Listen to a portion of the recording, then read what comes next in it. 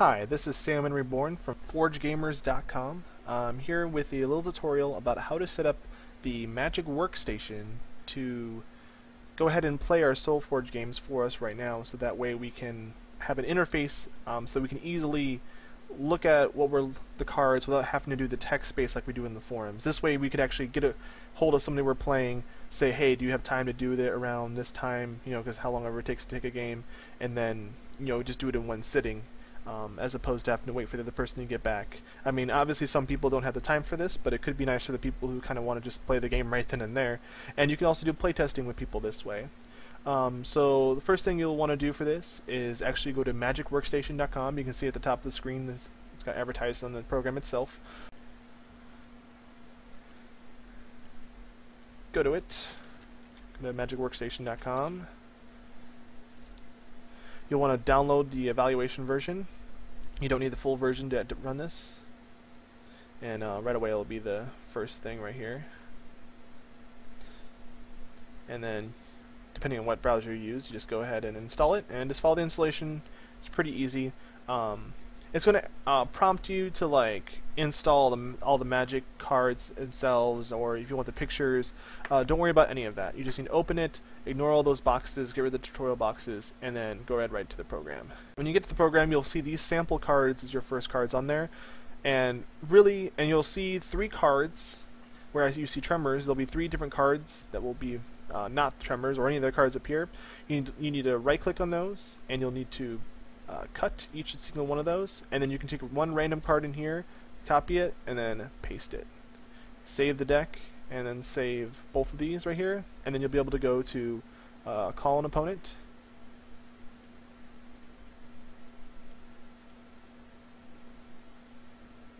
You got to make sure that you save the deck last, and then you want to go to mwsplay.net. Now, when you go here, you're going to be listed as player 1, but what you should do is just name the game. Like, you can say Solforge Tournament 3, and then put your name in there. And when the other person logs on, they'll see that on this list, and they can join. And then when they do join, you'll get a button down here that says Accept. Now this is what takes a lot of setup to do. As you can see here, I have all the cards in the game, and their stats. Some of them don't have power and toughness. It's because they're spells or they're different types of structures, and I organized them by their different factions. You don't have to organize them by the factions like I did. You could just do it all in alphabetical order, however you want to. But how you do this is actually pretty simple. You go to Create Token, and you'll just have Create Token as your first option. In the place where you see creature type is where you want to type the name. And so, if you want to do Bonsai Reaver again, and then I always put the number that it is afterwards, put its power and toughness, color it is, so black for Necrom, green, red, and I put artifact as you can either do artifact or colorless for aluminum, and if they have ability texts, you just put it in there, whatever it is. Bonsai Reaver doesn't have anything at level 1, but level 2 does. And you get the idea. Then what you're going to want to do is click the Add button. It will add it to the bottom of the list, as you can see it did here. And from there, you can just move it up and down, depending on where you need to have it. You can delete it if you want to.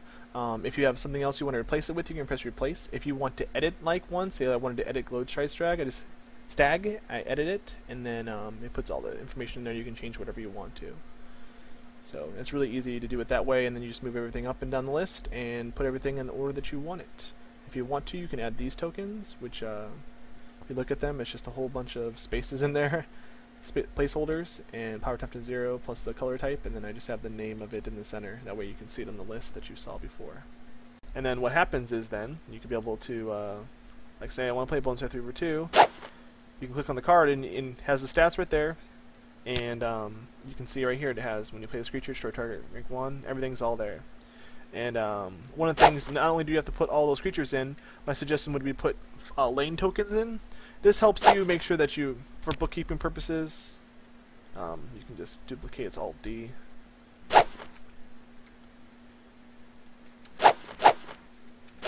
that way you have this setup where you have 5 lanes, so you know exactly where all the cards are and things like that. And that way you can put the creatures behind the lanes. Just one of you needs to do this, not both of you. Another thing that I made is the res sickness, and this is for bookkeeping purposes. All you gotta do is put this over your creature to let people know that it's res sick.